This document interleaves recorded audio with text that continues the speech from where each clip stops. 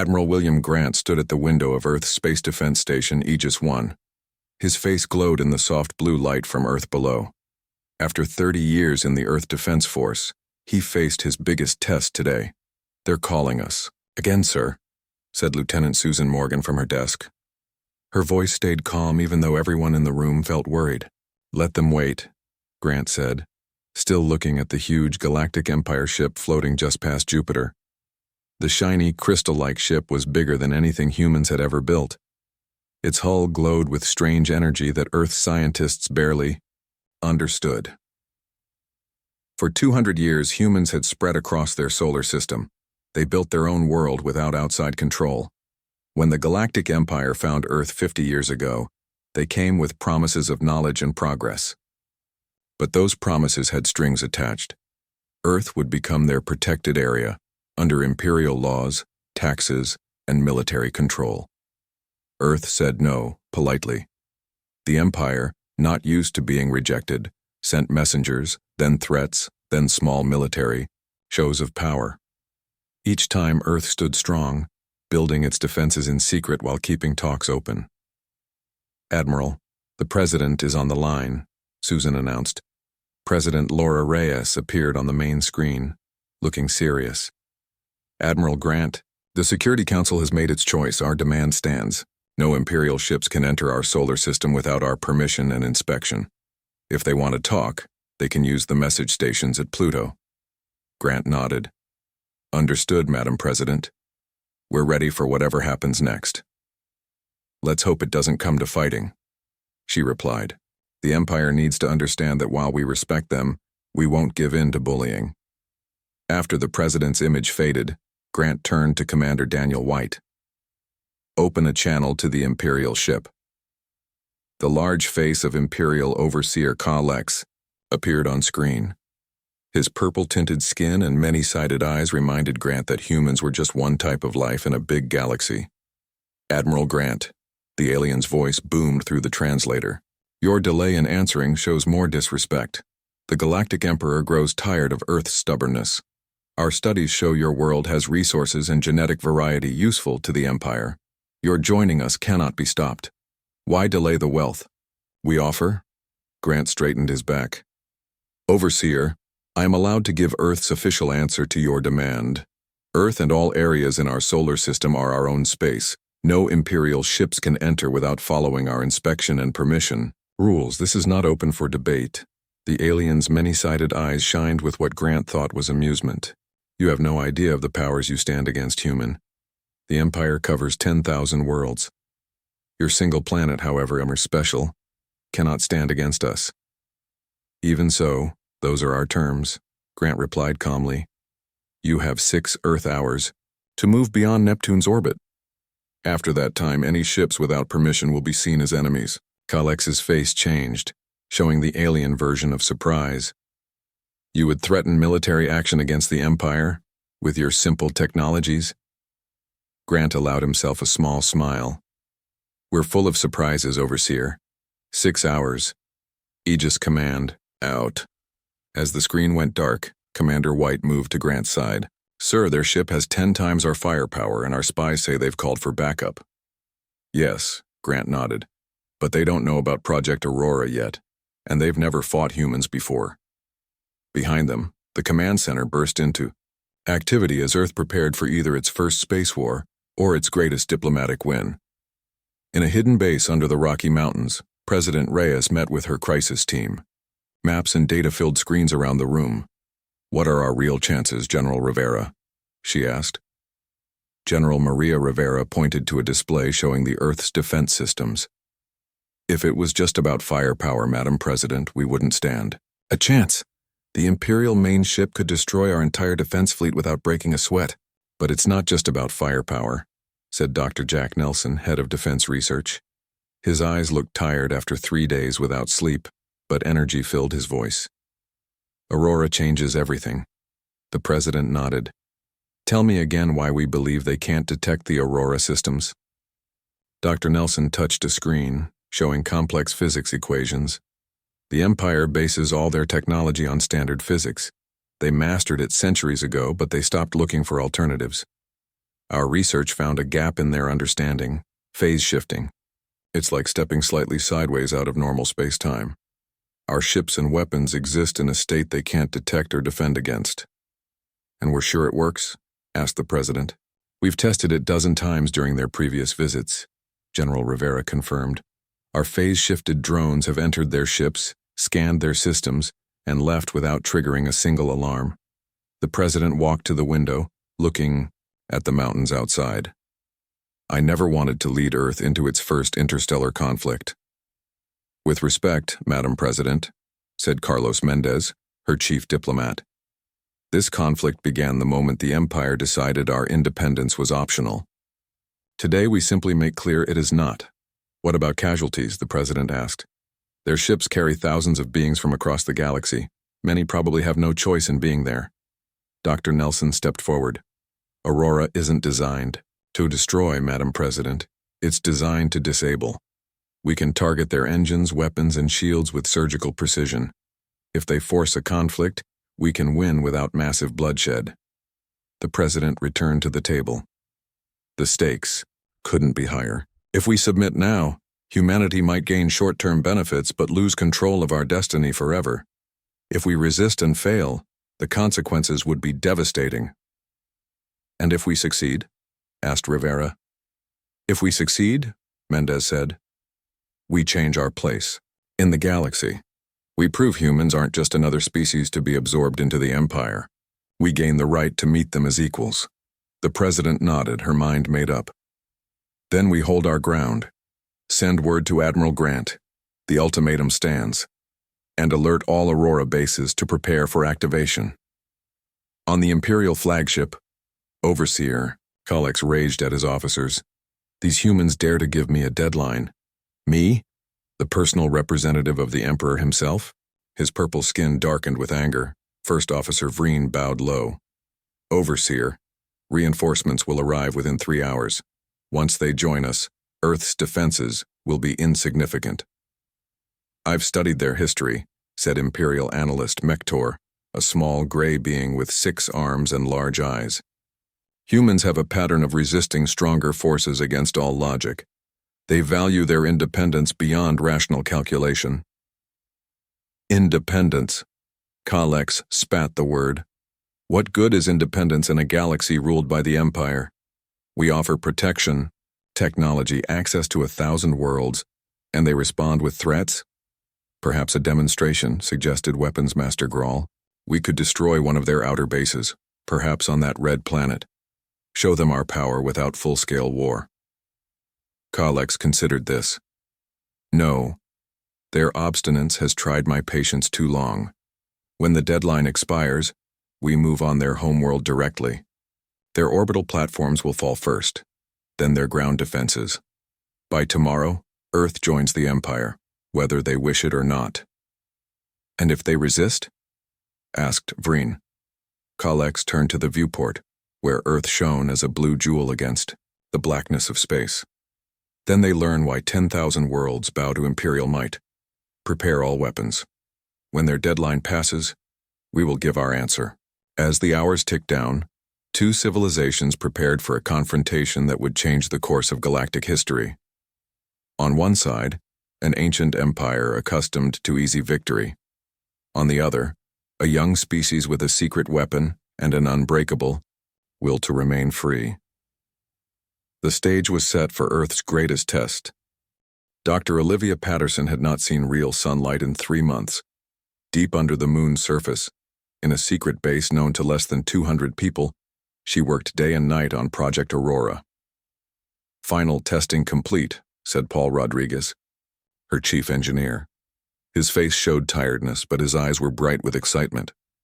All systems working perfectly. Olivia felt a moment of pride as she looked around the huge underground hangar. Floating in special gravity fields were 50 sleek midnight black ships, Aurora-class interceptors, each just big enough for 2 people to fly. Next to them hung thousands of smaller round objects, drone balls about the size of basketballs. Send out the first group of observer drones, she ordered. I want to watch every Imperial ship in our system. The Aurora project was humanity's greatest achievement. and its best-kept secret. While openly building normal defense systems, Earth had secretly poured resources into finding one advantage humans might have: the Empire's complete underestimation of Earth's cleverness. Phase shift technology is stable on all platforms, reported Dr. Kate Miller, looking up from her screen. The drones can stay quantum shifted for 72 hours before needing recharge. In simple words, Aurora had done what Imperial science thought impossible: perfect invisibility through phase shifting. The technology allowed Earth's ships and drones to exist slightly out of step with normal space-time, making them completely undetectable to Imperial sensors, while still able to see and interact with the physical world. "Admiral Grant is calling," Paul announced. Olivia turned on the secure channel. "Aurora Base. Go ahead, Admiral. Dr. Patterson, time is running out. The Empire has 3 hours left to follow our demand. I need to know, is Aurora ready if—" "They don't believe us?" Olivia looked at her team before answering. "The system works, Admiral. Our drones have successfully entered Imperial ships during previous visits without being detected. We've mapped their systems, studied their weapons, and found weaknesses. The interceptors are armed and ready. If it comes to a fight, we can hurt them." Grant's voice was serious. "Let's hope it doesn't. But if it does, you'll get the signal. Grant out." As the call ended, Olivia turned to her team. "Send out all drones. I want complete surveillance of every Imperial ship, and prepare the interceptors for immediate launch." On her private screen, Olivia watched the feed from a drone already inside the main Imperial ship. The alien crew moved confidently, clearly not worried about Earth's demand.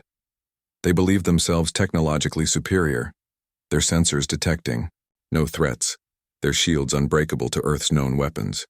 They were wrong. The drone's feed showed Imperial officers gathering around a tactical display. Without sound, Olivia couldn't know what they were saying, but their body language suggested they were planning an attack rather than a retreat. She opened the channel to Admiral Grant again. "Admiral, you need to see this. I don't think they're planning to leave." In a training simulator deep within the lunar base, Captain Alan Foster was running his squad through final drills. 12 pilots sat in mock-up cockpits, their hands flying over controls as they practiced maneuvers that would have been impossible in conventional spacecraft. "Remember, people," Alan's voice came through their headsets. "The phase shift gives us 2 key advantages. First, we're invisible to their sensors. Second, we can partially materialize to strike, then shift back before they can target us." Lieutenant Emma Collins, his second-in-command, spoke up. "Sir, what happens if they get lucky? A random shot could still hit us, right?" "Good question," Alan replied. "Partial materialization means partial vulnerability. Keep your shifts short and unpredictable. 5 seconds maximum in material state, then shift back." The pilots ran through another simulation, attacking an Imperial cruiser, targeting its engines and weapons while avoiding return fire through rapid phase shifting. As they finished, a message flashed across all screens. "All pilots report to Launch Bay, Priority Alpha." Alan looked at his team. 12 men and women representing Earth's best hope if diplomacy failed. "This is not a drill, people. Move." In Lunar Command, General John Rivera watched as data flowed in from observer drones now positioned throughout the solar system. "Imperial reinforcements have arrived at Jupiter," reported his tactical officer. 3 heavy cruisers, and deep space sensors detect more incoming, though they're still days away. Rivera's face remained calm, but his eyes showed concern. "What's the status of Earth's conventional defenses?" "Orbital platforms at full alert. Ground-based ion cannons charged and ready. Civilian populations moved to shelters in critical regions." Rivera nodded. "And what are the Imperials doing?" "Their main force is holding position, but they're launching shuttles toward Mars. Looks like they're setting up forward positions. They're preparing for war," Rivera said quietly.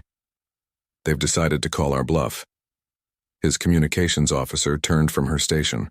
"General, we're receiving an encoded transmission from the Imperial flagship.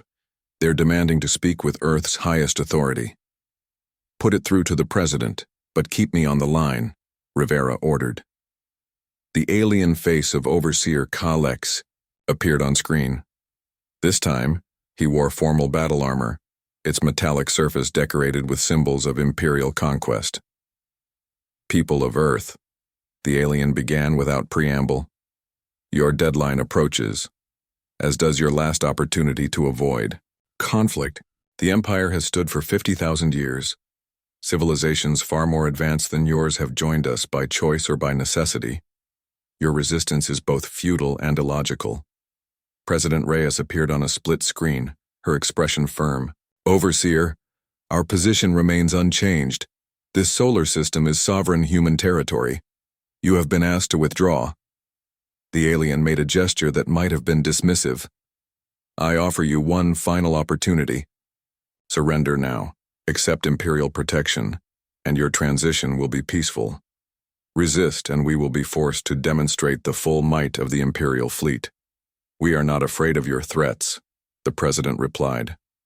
"Earth does not seek conflict, but neither will we surrender our freedom." "Then you leave us no choice," Galactic said. "When your deadline expires, we will advance. Let history record that we offered peace, and you chose destruction." As the transmission ended, Rivera turned to his staff. "Send the alert to all Aurora teams. We are now at Condition 1. In the phase shift hangar, Dr. Patterson watched as pilots rushed to their interceptors. The sleek black ships hummed to life, their unique engines glowing with soft blue light as they powered up. "All Aurora interceptors, this is Control," she announced over the comm system. "You are now authorized for full combat operations. Mission parameters are as follows. Disable, do not destroy unless absolutely necessary. Primary targets are Imperial shield generators, weapons arrays, and propulsion systems." Captain Alan Foster's voice replied from the lead interceptor. "Understood, Control. What about their fighters?" "Imperial fighters lack independent phase shift detection. Your primary advantage holds. But be careful. Mass fire could still hit you by chance." As the interceptors prepared to launch, Paul Rodriguez approached Olivia with a tablet. "Final deployment plan for your approval, Doctor." She quickly reviewed the tactical display. 50 Aurora interceptors, each carrying specialized weapons designed to penetrate Imperial defenses. Behind them, thousands of combat drones programmed to swarm key targets. "Approved," she said, signing the screen. "May skill and science protect them." As launch time approached, Olivia sent one final message to Admiral Grant. "Aurora forces ready for deployment. Awaiting your final order." The reply came seconds later. "The Empire has made its choice. They're advancing toward Earth.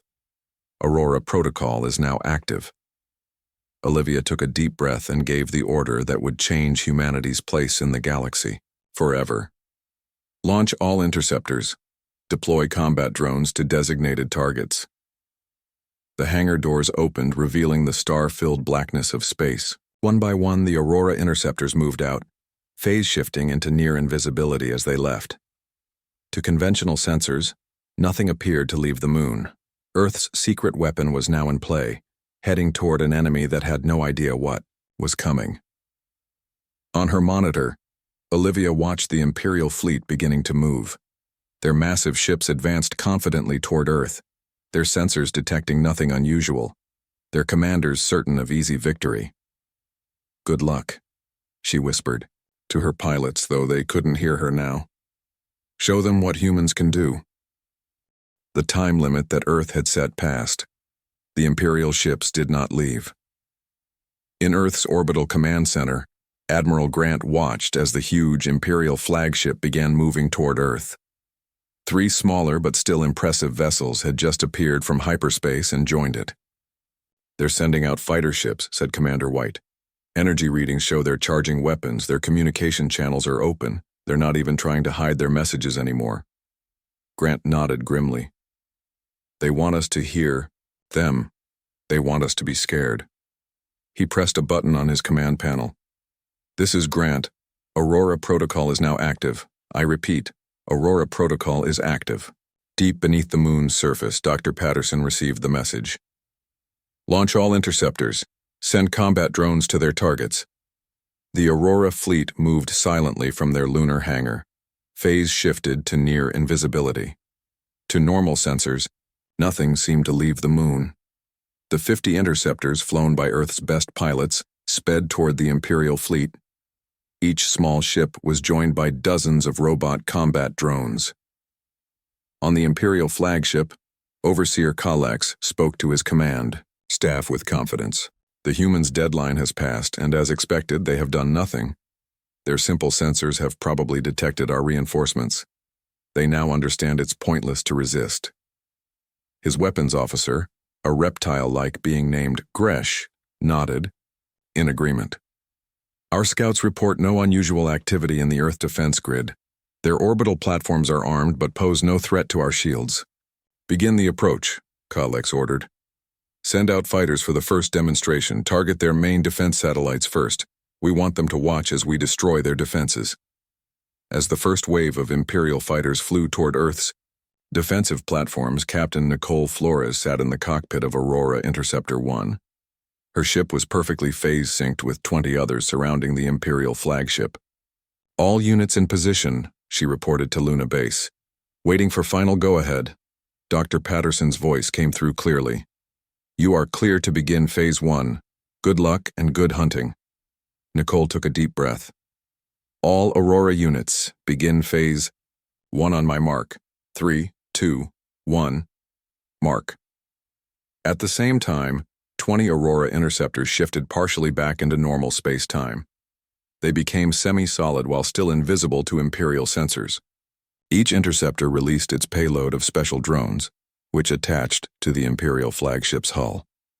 The drones, using technology reverse-engineered from previous Imperial visits, began precisely targeted molecular disruption of the flagship's shield generators and communication arrays. On the flagship, alarms suddenly blared. Overseer, shield generators 3 through 7 are failing, Gresh shouted, his calm manner now gone. We're detecting multiple hull breaches, but sensors show nothing there.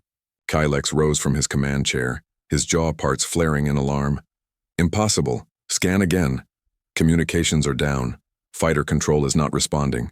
We're blind, Overseer. As chaos broke out on the Imperial flagship, the remaining Aurora interceptors attacked the smaller Imperial vessels with similar tactics. Earth's regular defense platforms, previously thought harmless by the Empire, now opened fire on the suddenly vulnerable Imperial ships. From his command center, Admiral Grant watched as the Imperial advance faltered. Now they know, he said, quietly. Phase 2, all units. Nicole received the order and passed it to her squadron. Phase 2 started.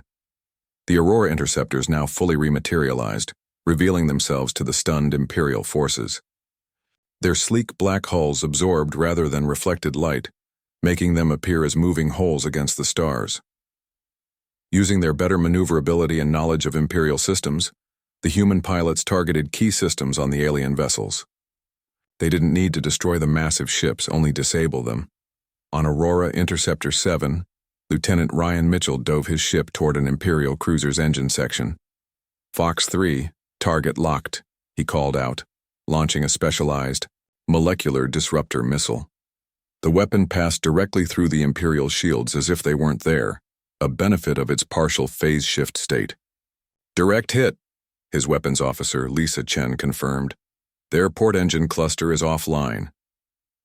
Around them, similar scenes played out as the Aurora fleet struck with surgical precision. The Imperial ships, suddenly vulnerable, turned their weapons outward, firing massive energy beams into space, but hitting nothing as the Aurora ships shifted in and out of phase. All units, remember your training, Captain Flores's voice came through the comm. 5 seconds materialized, then shift out. Don't get greedy. Ryan acknowledged the order and lined up another attack run. This time, an Imperial fighter squadron had managed to launch before their carrier systems failed. We've got company, Lisa warned. Imperial fighters, 12 o'clock. They're firing blind, spray pattern. Ryan smiled grimly. They're hoping to get lucky. He shifted his interceptor out of phase just before a barrage of energy bolts passed through the space his ship had occupied. He completed his attack run, materializing just long enough to launch 2 more disruptor missiles at the cruiser's weapons array, then shifting back out of phase. That's another hit, Lisa confirmed. Their main cannon is offline. From their vantage point, they could see the Imperial flagship now drifting, its engines dark, weapons silent. The mighty vessel that had threatened Earth just hours before was now helpless. In the flagship's command center, Overseer Kalex gripped his control panel as emergency lights flickered. "What is happening?" he demanded. "How are they doing this?" Gresh worked frantically at his console. "The humans, their ships are appearing and disappearing from our sensors. They exist, then don't exist. It's impossible." "Nothing is impossible," Kalex roared. "They are merely using technology we haven't encountered before. Adapt our shields." "I can't, Overseer," Gresh replied, fear evident in his voice. "Main power is failing. Auxiliary systems are being targeted now. They know exactly where to hit us." Kalex stood in stunned silence as reports of system failures flooded in from all decks. Around his flagship, he could see his escort vessels suffering the same fate. Their weapons silenced, engines disabled, drifting helplessly. "Send a distress signal to the Imperial fleet," he ordered. "Communications are completely down, Overseer," Gresh replied. "We're cut off." For the first time in his long career, Overseer Kalex faced the unthinkable: defeat. The battle lasted less than 30 minutes.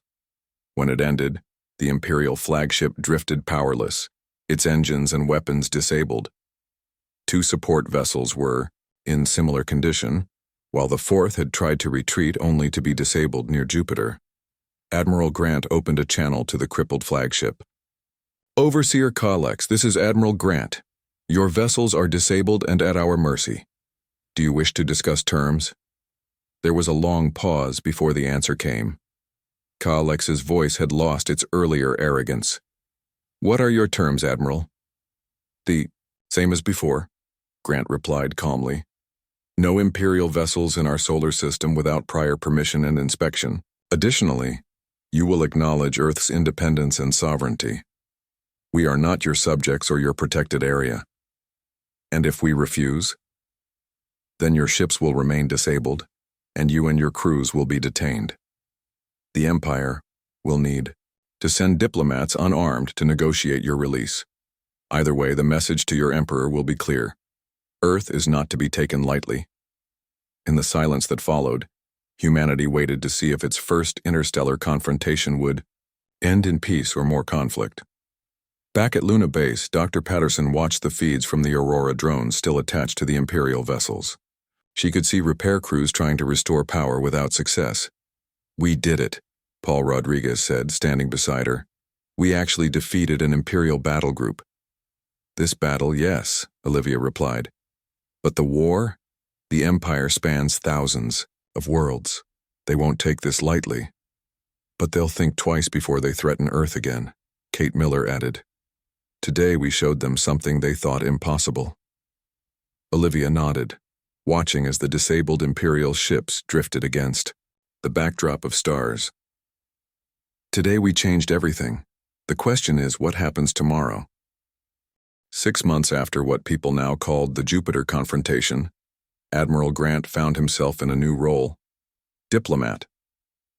The meeting room on the neutral space station, Harmonia, placed exactly halfway between Earth's moon and the Imperial diplomatic vessel, had been designed for both human and alien body types. The station itself showed a remarkable achievement of working together, built jointly by Earth and Imperial engineers, as a first step toward a new relationship. "The Imperial group has docked, Admiral," said Frank Bennett, now Grant's helper, "for diplomatic matters. The Overseer is coming with 3 advisors and the Imperial High Diplomat." Grant nodded, straightening his formal uniform. After the battle, Kalex had surrendered, and the disabled Imperial vessels had been allowed to limp away after acknowledging Earth's independence. The incident had sent shockwaves through the Galactic Empire, which had grown comfortable in its belief of technological superiority. The doors slid open and Overseer Kalex entered, followed by his group. The alien's posture seemed different now, less proud, more measured. "Admiral Grant," Kalex began formally, "I present High Diplomat Mirana of the Galactic Corps." The High Diplomat, a slender being with shiny skin that changed colors with her movements, stepped forward. Admiral Grant, I bring greetings from the Galactic Emperor himself. The meeting that followed was unlike any first contact scenario humanity had imagined. Rather than dictating terms, the Empire was now proposing a relationship of equals. Earth's demonstration of phase shift technology, previously thought impossible by Imperial scientists, had forced a new evaluation. The Emperor was most impressed by your people's cleverness, Mirana explained carefully. What you accomplished with limited resources and isolation from galactic knowledge suggests potential that could benefit all civilizations. Grant kept a neutral expression. We're pleased the Empire has recognized our right to self-determination. Indeed. The diplomat's skin rippled with blue and gold patterns. The proposed treaty acknowledges Earth and its solar system as sovereign territory. No Imperial vessels will enter without permission. In exchange, we propose regular scientific and cultural exchanges, with mutual consent and openness. As the details were discussed, Dr. Patterson joined the conversation via secure link from Earth. High Diplomat, while we're open to sharing certain technologies, phase shift systems will remain classified. We hope you understand our caution. Of course, Doctor, Mirana replied. Trust must be built over time. The Empire is unused to setbacks, but not unable to learn from them. By day's end, the framework for Earth's first interstellar treaty had been established. Earth would maintain its independence while carefully engaging with the wider galactic community on its own terms. Later, as the Imperial delegation prepared to leave, Khalek stayed behind for a private word with Grant. You know the Empire rarely acknowledges equals, Admiral. Grant nodded. We didn't seek to embarrass you, Overseer, only to protect our freedom. Your species is puzzling, the alien admitted. With your technology, you could have destroyed our vessels completely. Yet you chose measured force. His many-sided eyes studied Grant.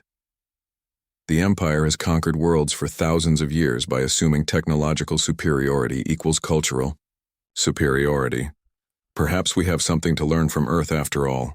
Perhaps we all have something to learn from each other, Grant replied, as long as that learning comes with mutual respect. As Grant watched the Imperial shuttle leave, he thought about humanity's new position.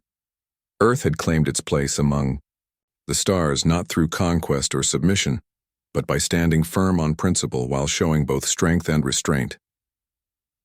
1 month later, Earth celebrated the signing of the formal treaty with the Galactic Empire. The Grand Plaza outside the United Earth Government headquarters in New Geneva was filled with thousands of people. Screens showed the ceremony happening aboard the Harmonia station.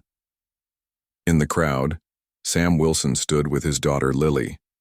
At 8 years old, she was too young to fully understand the importance of today, but Sam wanted her to witness history. Dad, will the aliens visit Earth now? Lily asked, eyes wide with excitement. Sam smiled. Some will under the new treaty, and some humans will visit their worlds too. I want to see alien planets when I grow up, Lily declared. You probably will, Sam replied, feeling a sense of wonder at how much the world had changed. The galaxy just got a lot bigger for all of us. On the screens, President Reyes and High Diplomat Mirana signed the treaty documents. The crowd erupted in cheers. Today marks a new chapter in human history. President Reyes's voice rang out through the plaza.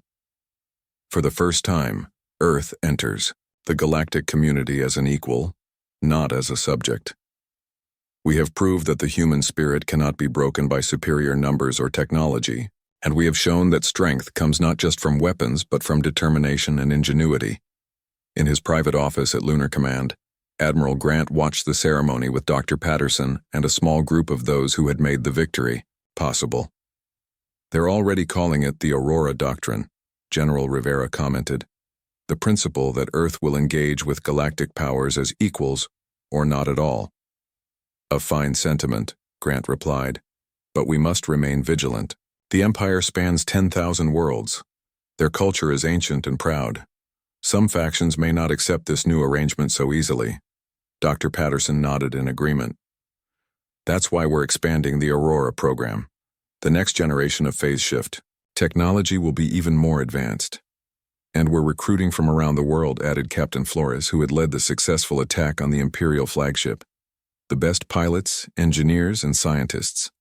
Aurora won't just be a weapon. Anymore, it's becoming Earth's first true interstellar force.